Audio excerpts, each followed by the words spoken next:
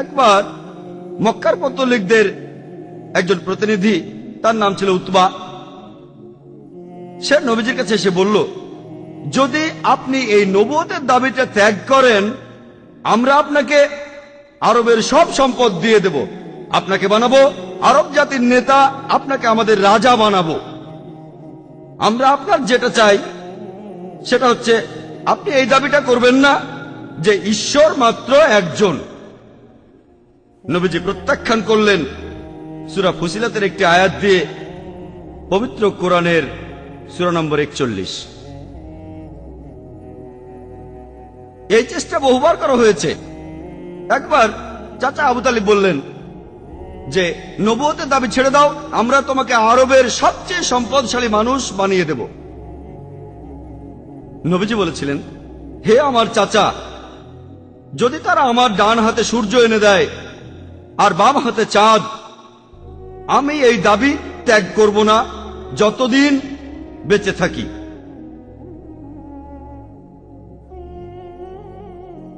একজন মানুষ কেন জীবন কাটাবে এতটা কষ্টের ভেতর, এত ত্যাগের ভেতর? আর তিনি ভালো ব্যবহার করেছেন, এমনকি তার শত্রুদের সাথেও। তিনি খুব বিনয়ী আর নম্র ছিলেন। যখনই মুসলিমরা কোনো যুদ্ধে জিতত, তিনি সবসময় বলতেন, আমরা এই যুদ্ধে জিতেছি আল্লাহর সাহায্য পেয়েছি বলে, আমার কারণে যুদ্ধটা জিতিনি। কিছু পশ্চিমা বিশেষজ্ঞ নতুন একটা থিওরি এনেছে যে নবীজি তিনি ভুগছিলেন মিথোম্যানিয়াতে। নাউজুবিল্লাহ। মিথোম্যানিয়া একটা মানসিক রোগ, যেখানে রোগী একটা মিথ্যে কথা বলে আর সে ভাবে যে এটা সত্যি। এখন পশ্চিমারা বলে যে নবী মুহাম্মদ সাল্লাল্লাহু আলাইহি সাল্লাম মিথ্যে কথা বলেছেন, নাউজুবিল্লাহ, আর ভেবেছেন এটা সত্যি।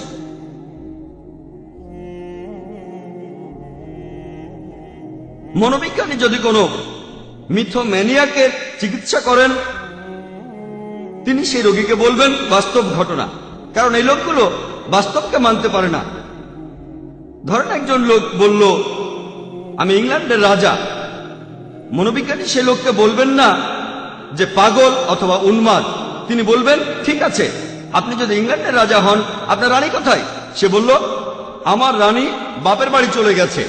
আপনার মন্ত্রী কোথায়? সে মারা গেছে। আপনার প্রহরীরা কোথায়? এভাবে বাস্তবের মুখোমুখি আনতে থাকলে এই মিথোম্যানিয়াক অবশেষে বলবে, মনে হয় আমি ইংল্যান্ডের রাজা নই। কোরআনও একই কাজ করে, এভাবে প্রশ্ন করে বাস্তবের মুখোমুখি দাঁড় করায়। সত্যি বলতে নবীজি মুহাম্মদ সাল্লাল্লাহু আলাইহি সাল্লাম মিথোম্যানিয়াক ছিলেন না। এই অভিযোগকারীরাই আসলে মিথোম্যানিয়াক, কারণ তারা বলে নবী মুহাম্মদ মিথ্যে বলেছেন আর সেটা বিশ্বাস করে।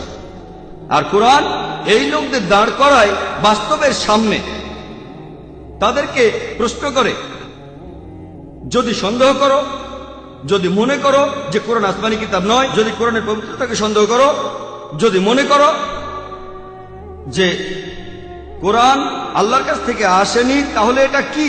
এভাবে প্রশ্ন করা হয়েছে। আর কোরআনের এই প্রশ্নগুলো নিয়ে ইনশাআল্লাহ এই লেকচারে কথা বলবো, যে এমন অনেকে আছেন যারা এই মিথ্যে অভিযোগ করেন যে নবীরা ধর্ম প্রচার করে সম্পদ লাভের জন্য। এভাবে তারা সম্পদ জমায় আর বিলাসী জীবন যাপন করে থাকে। অনেক মানুষ এই কথা বলেন, বিশেষ করে আমাদের দেশে দেখবেন এটা। আমাদের নবীর আর্থিক অবস্থা নবুয়তের আগেও ভালো ছিল আর পরেও ভালো ছিল। তিনি বিয়ে করেছিলেন এক ধনী মহিলা ব্যবসায়ীকে, উনার নাম ছিল খাদিজা রাদিয়াল্লাহু আনহা। নবীজির বয়স তখন 25।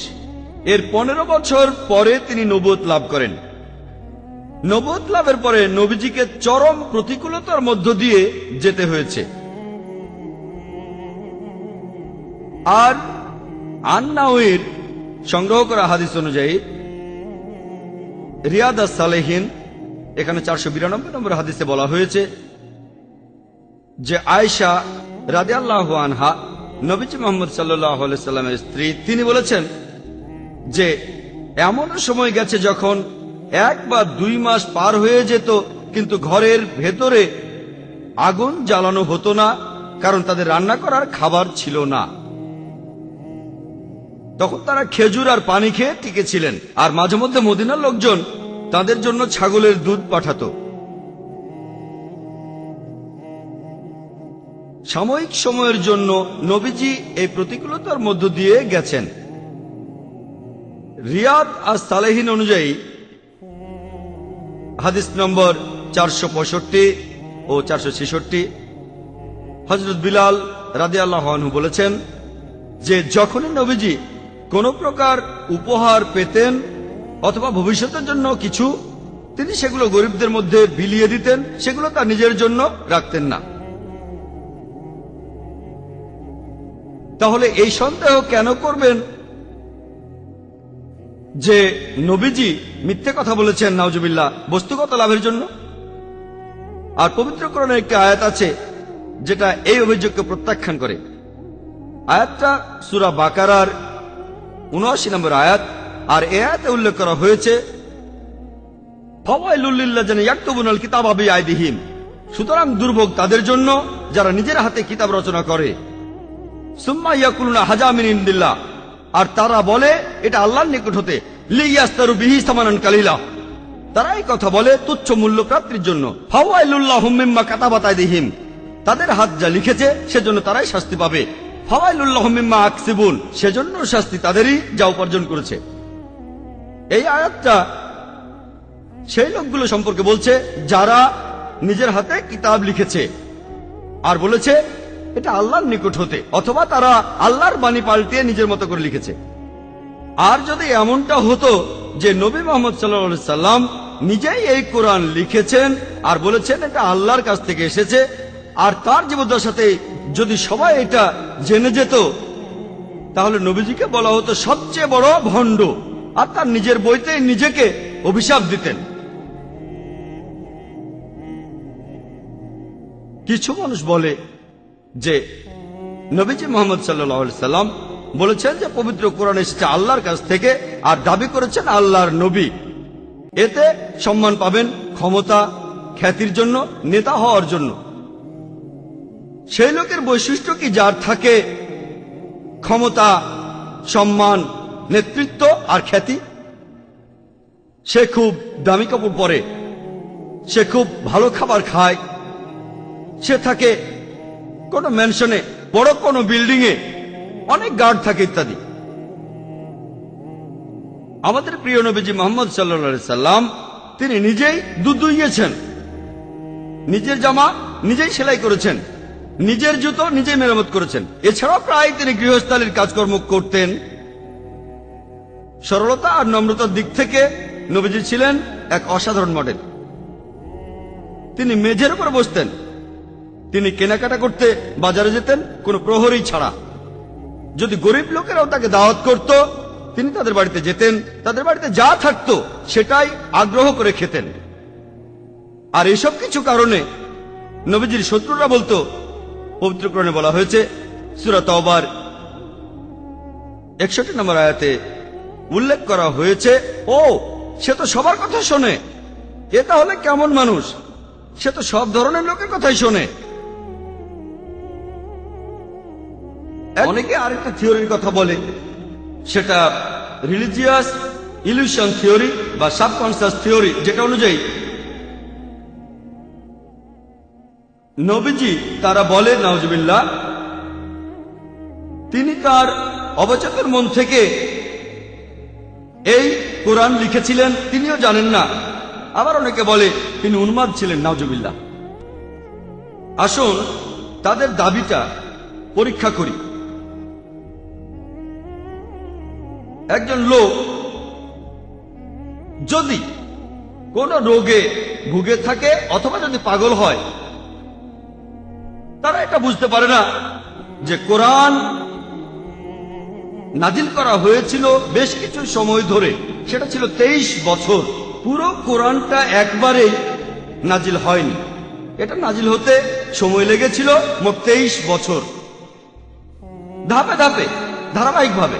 যদি এই কোরআন তারা যেমনটা বলে, যদি কারো অবচেতন মন বা উন্মাদ কেউ লিখত তাহলে কোরআন এতটা সংগতিপূর্ণ হতো না। আর একজন মানুষ এভাবে সবার সাথে প্রতারণা করে বলল যে সে একজন নবী, আর অবচেতন মন থেকে এই কোরআন লিখলো, এটা 23 বছর চালানো সম্ভব না। পবিত্র কোরআন এমন অনেক কথাই বলছে যেগুলো এই অভিযোগকে খণ্ডন করে। যেমন ধরেন, কোরআন অনেক ঐতিহাসিক ঘটনা নিয়ে কথা বলেছে যেটা সম্পর্কে সেই সময়ের মানুষ কিছু জানতো না। এমন অনেক ভবিষ্যৎবাণী করা হয়েছে যেগুলো পরে সত্যি হয়েছে। অনেক বৈজ্ঞানিক ঘটনা আছে যেগুলো তখনকার মানুষ জানতো না, প্রমাণিত হয়েছে কিছুদিন আগে। এটা একদম অসম্ভব যে এই সব ঘটনাগুলো কোনো মানুষের অবচেতন মনে আসবে বা উন্মাদ এভাবে ভাববে। কোরআন সাক্ষ্য দিচ্ছে। সূরা আরাফের 184 নম্বর আয়াতে উল্লেখ করা হয়েছে, তারা কি চিন্তা করে না যে তাদের সহচর আদৌ আচ্ছন্ন নন শয়তান দ্বারা, বরং সে তো এক স্পষ্ট সতর্ককারী। এছাড়া পবিত্র কোরআনে সূরা কালামের 2 নম্বর আয়াতে উল্লেখ করা হয়েছে যে তুমি তোমার প্রতিপালকের অনুগ্রহে উন্মাদ আচ্ছন্ন নও। এরপর সূরা তাকবীরের 22 নম্বর আয়াতে উল্লেখ করা হয়েছে, আর তোমাদের সাথী আচ্ছন্ন অথবা উন্মাদ নয়। তাহলে কেন একজন মানুষ মিথ্যে কথা বলবে? এখানে আমার পক্ষে এরকম সবগুলো থিওরি নিয়ে আলোচনা করা সম্ভব না। যদি কেউ নতুন কোনো থিওরি বানান তাহলে সেই থিওরি নিয়ে প্রশ্নোত্তর পর্বে আমাকে প্রশ্ন করতে পারেন, আর ইনশাআল্লাহ আমিও ব্যাখ্যা দেওয়ার যথাসাধ্য চেষ্টা করব। দ্বিতীয় অনুমানটা হচ্ছে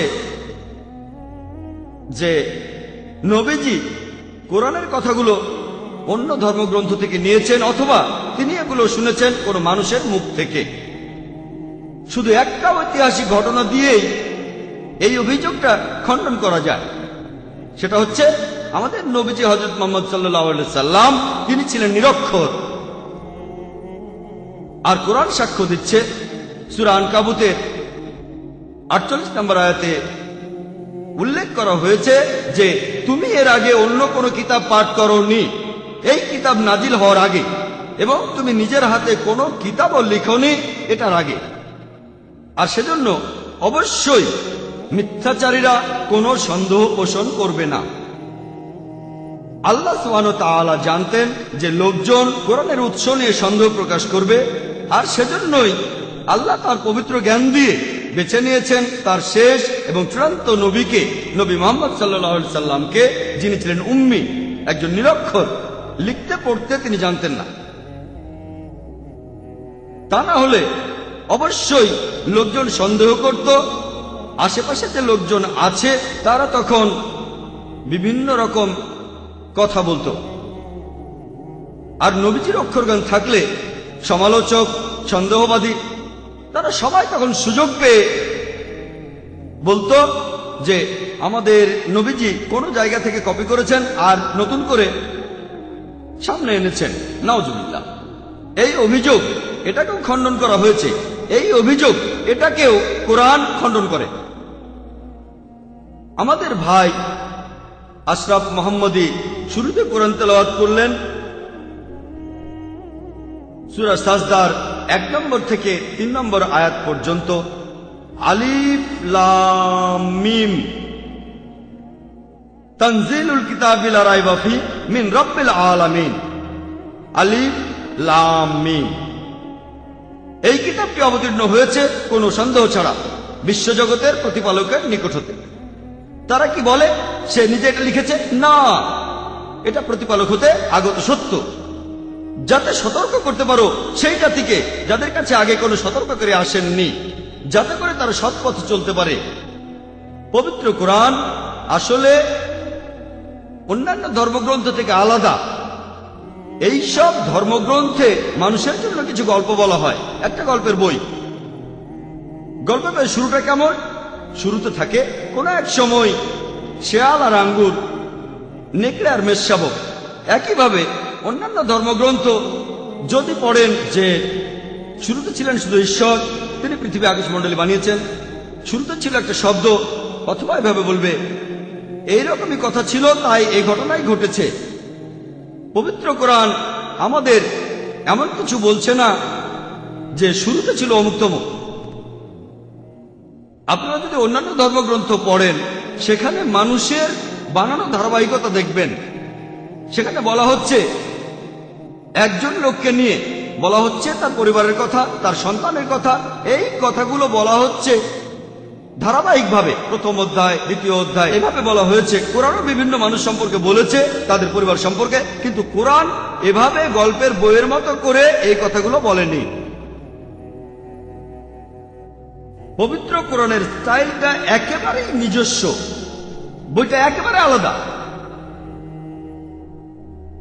লোকজন যারা প্রমাণ করতে পারেনি যে কোরআন এটা একজন মানুষ লিখেছে, তাই তারা অবশেষে বলা শুরু করলো যে কোরআন একটা প্রতারণা।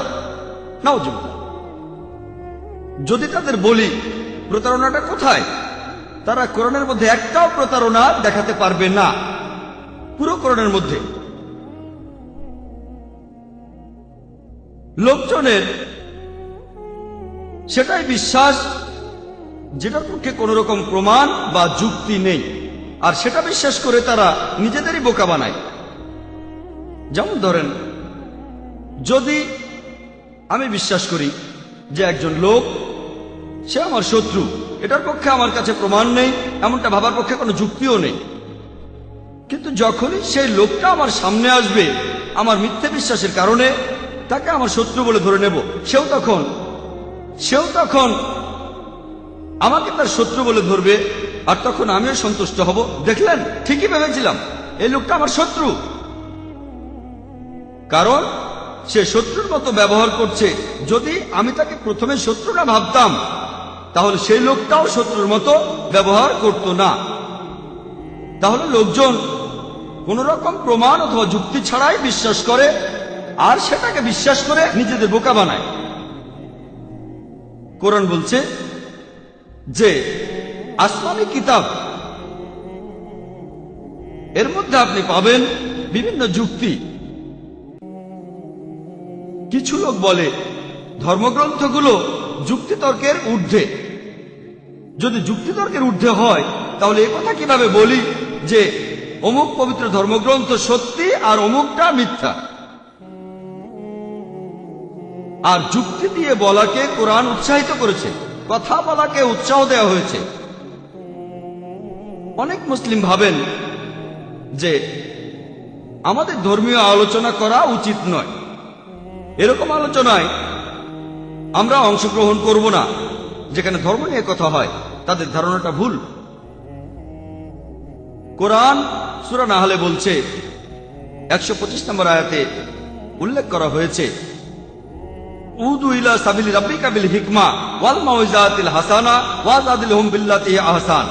অর্থাৎ মানুষকে তোমার প্রতিপালকের পথে আহ্বান করো, হিকমত ও সদুপদেশ দ্বারা তাদের সাথে তর্ক করো, তাদেরকে যুক্তি দেখাও সবচাইতে উত্তম ও গ্রহণযোগ্য পন্থায়।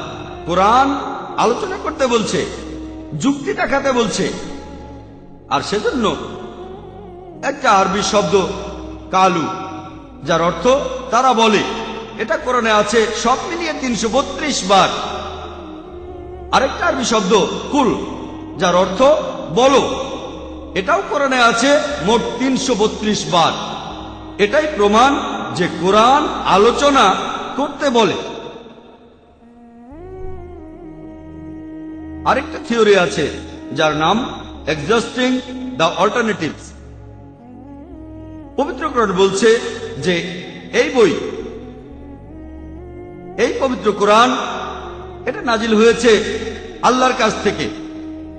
যদি সেটা না হয় তাহলে এটা কি? তোমরাই বলো, তাহলে এটা কি? অনেকে হয়তো বলবে এটা মুহাম্মদ সাল্লাল্লাহু আলাইহি কিছু লেখার চেষ্টা করে, তারা এই কাজটা করতে পারবে না যদিও তারা পরস্পরকে সাহায্য করে। এটা একটা চ্যালেঞ্জ যে মানুষ জাতির সবাই আর জিনরা মিলে যদি কোরআনের মতো কিছু লিখতে যায়, তারপরও তারা এটা করতে পারবে না যদিও তারা পরস্পরকে সাহায্য করে। পবিত্র কোরআন আরবি ভাষায় এই পৃথিবীর মধ্যে সর্বশ্রেষ্ঠ সাহিত্যকর্ম মুসলিমরা মানে, আর অমুসলিমরাও এটা মানে। পবিত্র কোরআনের আরবি ভাষা এটা খুবই বিশুদ্ধ, খুবই অর্থপূর্ণ, অনতিক্রম্য, বোধগম্য, অলৌকিক। এটা সত্য থেকে কখনো সরে আসে না। কোরআনের ভাষায় ছন্দ আছে, যেমন থাকে কবিতায় বা সাহিত্যে। পবিত্র কোরআনের ভাষায় অনেক অলংকার ব্যবহার করা হয়েছে। পবিত্র কোরআনের একই আয়াত পথে আনতে পারে একজন সাধারণ মানুষকে, একজন বুদ্ধিমানকেও পথ দেখাতে পারে। কোরআন একটা অলৌকিক বই। একই চ্যালেঞ্জ যে কোরআনের মতো করে একটা বই লিখে দেখাও, চ্যালেঞ্জটা সূরা তুরেও করা হয়েছে। সূরা তুরের 34 নম্বর আয়াতে এই চ্যালেঞ্জটা করা হয়েছে।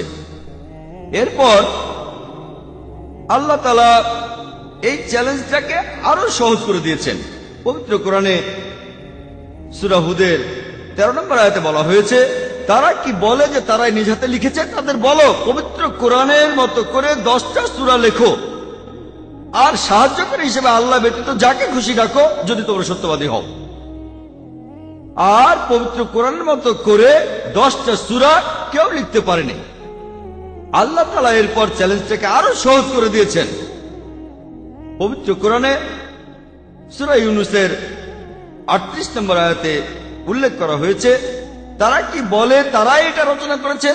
বলো, তোমরা একটা সূরা লিখে দেখাও যেটা কোরআনের সূরার মতো হয়। একটা সূরা লেখো কোরআনের সূরার মতো করে, সাহায্যকারী হিসেবে আল্লাহ ব্যতীত যাকে খুশি ডাকো, যদি তোমরা সত্যবাদী হও। তারপরও তারা এটা করতে পারেনি।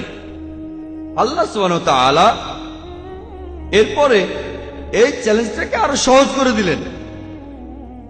খুবই সহজ ফলসিফিকেশন টেস্ট। সূরা বাকারার 23 নম্বর আয়াত ও 24 নম্বর আয়াতে বলা হয়েছে, ওয়া ইন কুনতুম ফি রাইবিম মিম্মা নাযালনা আলা আবদিনা, যদি তোমাদের সন্দেহ থাকে এই আসমানি কিতাবে যা আমার বান্দার উপর অবতীর্ণ করেছি, ফাতু বিসূরাতিম মিন মিসলিহি, তাহলে কোরআনের মতো করে একটা সূরা লিখে দেখাও। ওয়াদুশ শুহাদা আকুম মিন দুবিল্লাহ, তোমাদের সাহায্যকারীদের ডাকো আর সাক্ষী দে আল্লাহ ব্যতীত যাকে তোমরা পাও, ইন কুনতুম সাদিকিন, যদি তোমরা সত্যবাদী হও। ফাআল্লাম তাফালু, কিন্তু তারা পারবে না। ওয়ালান তাফালু, এবং নিশ্চয়ই তারা এটা পারবে না। ফাত্তাকুন নারাল্লাতি ওয়াকুদুহান নাসু ওয়াল হিজারা, সেই আগুনকে ভয় করো যার ইন্ধন হবে মানুষ ও পাথর। উদ্দাত লিল কাফিরিন, কাফিরদের জন্য যা প্রস্তুত করে রাখা হয়েছে। প্রথমে কোরআন চ্যালেঞ্জ করেছে, কোরআনের মতো একটা বই লিখে দেখাও। আল্লাহ তাআলা তারপর চ্যালেঞ্জটা সহজ করে দিয়েছেন, 10টা সূরা লিখে দেখাও কোরআনের মতো করে। তারপর একটা সূরা লিখে দেখাও।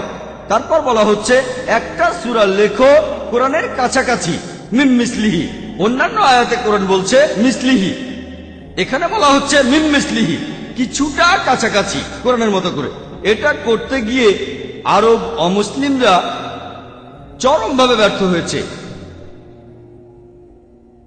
কোরআন নাজিল হওয়ার সময় অনেকেই চেষ্টা করেছিল, অনেক আরব পৌত্তলিক চেষ্টা করেছিল, কিন্তু চরমভাবে ব্যর্থ হয়েছে। এসবের কিছু লেখা এখনো দেখতে পাবেন ঐতিহাসিক বইগুলোতে। এগুলো এখনকার দিনে একটা হাসির খোরাক। এই চ্যালেঞ্জটা ছিল 1400 বছর আগে, চ্যালেঞ্জটা আজকের দিনেও আছে। বর্তমানে আরব দেশে প্রায় 1.5 কোটি কপ্টিক খ্রিস্টান আছে। খ্রিস্টান যারা জন্মসূত্রে আরব, আরবি যাদের মাতৃভাষা। এই চ্যালেঞ্জটা এমনকি তাদের জন্য। এখন যদি তারা চায় এভাবে কোরআনকে ভুল প্রমাণ করবে, তাদেরকে তাহলে যেটা করতে হবে, কোরআনের কাছাকাছি একটা সূরা লিখতে হবে।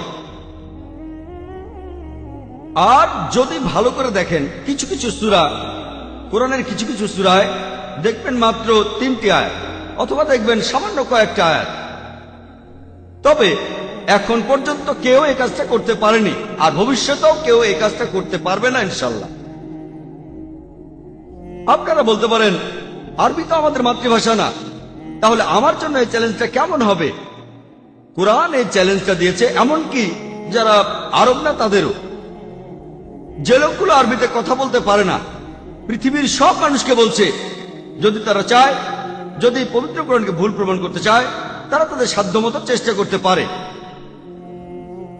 আমি আমার লেকচারের শুরুতে পবিত্র কোরআনের একটি আয়াত বলেছিলাম। পবিত্র কোরআনের সূরা নিসার 82 নম্বর আয়াতে বলা হয়েছে, আফালা ইয়াতাদাব্বারুল কুরআনা ওয়ালাউ কানা মিন ইনদি গায়রিল্লাহ লাওয়াজাদু ফি ইখতিলাফান কাসীরা। তবে কি তারা কোরআন সম্বন্ধে অনুধাবন করে না? এটা যদি আল্লাহ ব্যতীত অন্য কারো কাছ থেকে আসতো, তবে তারা সেখানে অনেক অসঙ্গতি পেত, অনেক পরস্পর বিরোধী কথা পাওয়া যেত। পবিত্র কোরআন বলছে যে যদি কোরআনকে ভুল প্রমাণ করতে চাও, তাহলে মাত্র একটা অসঙ্গতি বের করে দেখাও, একটা পরস্পর বিরোধী কথা, কোরআনে মাত্র একটা ভুল দেখাও, আর তখন প্রমাণিত হবে কোরআন আল্লাহর আসমানী কিতাব না। এটা খুবই সহজ। আমি জানি যে এমন অনেক লোক আছে, তারা পবিত্র কোরআনের কিছু ভুল আর অসঙ্গতি খুঁজে বের করেছে। বিশ্বাস করেন, তাদের সবাই 100% হয় তারা প্রসঙ্গ ছাড়া বলছে, ভুল উদ্ধৃতি, ভুল অনুবাদ, মানুষকে ভুল বোঝানোর জন্য। এখন পর্যন্ত কোনো মানুষই পবিত্র কোরআনের একটা অসঙ্গতিও পায়নি, কোরআনের একটা ভুলও বের করতে পারেনি। ধরেন কোন একজন মাওলানা, যিনি ইসলামের ইতিহাস সম্পর্কে বিভিন্ন সব তথ্য জানেন, কিন্তু বিজ্ঞানের বিভিন্ন বিষয়ে খুব বেশি জানেন না। আমি এরকম অনেক মাওলানাকে চিনি যারা ইসলাম সম্পর্কে অনেক কিছু জানেন আর বিজ্ঞান সম্পর্কেও জানেন, কিন্তু ধরেন একজন মাওলানা ইসলাম ধর্মের যে ইতিহাস, ইনি শুধু সেই ব্যাপারেই জানেন। আর বিজ্ঞান না জানা সেই মাওলানার কাছে গিয়ে যদি বলেন যে দেখেন কোরআনের মধ্যে একটা বৈজ্ঞানিক ভুল আছে, এখন যদি মাওলানা সেই বৈজ্ঞানিক ভুলটার ব্যাখ্যা দিতে না পারেন, অভিযোগটার বিরুদ্ধে কিছু বলতে না পারেন, তার মানে এই না যে কোরআন আল্লাহর আসমানী কিতাব নয়। কারণ পবিত্র কোরআনে সূরা ফুরকানের 59 নম্বর আয়াতে উল্লেখ করা হয়েছে যে তার সম্পর্কে যে অবগত আছে তাকে জিজ্ঞেস করো। যদি আপনি কোরআন সম্পর্কে জানতে চান, যদি এখানে বিজ্ঞান নিয়ে কথা থাকে, কোন বিজ্ঞানীর কাছে যান, তিনিই বোঝাতে পারবেন পবিত্র কোরআন কি বলছে। একইভাবে দর্শক শ্রোতাদের মধ্যে যদি কোরআনের আরবি ব্যাকরণের কোনো ভুল নিয়ে জিজ্ঞেস করেন, আমি আরবি ভাষা বিশেষজ্ঞ নই, আমি সামান্য একজন ছাত্র, যদি আমি সেই প্রশ্নটার উত্তর দিতে না পারি, যদি উত্তর দিতে পারি আলহামদুলিল্লাহ, কিন্তু যদি উত্তর দিতে না পারি সেই প্রশ্নের, যেহেতু আমি বিশেষজ্ঞ নই, তার মানে এই না যে কোরআন ভুল প্রমাণিত হচ্ছে। আপনি তখন জিজ্ঞেস করবেন তার কাছে যে একজন বিশেষজ্ঞ আরবি ভাষার উপরে। এখন পর্যন্ত কেউ পবিত্র কোরআনের কোনো ভুল বের করতে পারেনি, আর ইনশাআল্লাহ ভবিষ্যতেও কেউ কোনোদিন কোনো ভুল বের করতে পারবে না।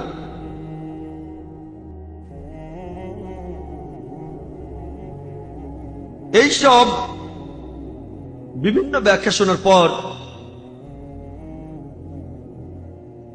যে মানুষটা ঈশ্বরে বিশ্বাস করে, সে বলতে পারবে না যে কোরআন আল্লাহর আসমানী কিতাব নয়। সেই লোকগুলো যারা মহান ঈশ্বরকে বিশ্বাস করে না, তারা যদি বলে সেটা আলাদা কথা, কিন্তু যে মানুষটা এরকম না, যে মানুষটা মুসলিম না কিন্তু যদি সে ঈশ্বরে বিশ্বাস করে, এসব প্রমাণগুলো দেখার পরে এমনকি সেও বলতে পারবে না এটা আসমানী কিতাব নয়। তাহলে তৃতীয় অনুমানটা এখানে থাকে, সেটা হচ্ছে যে এটা একটা আসমানী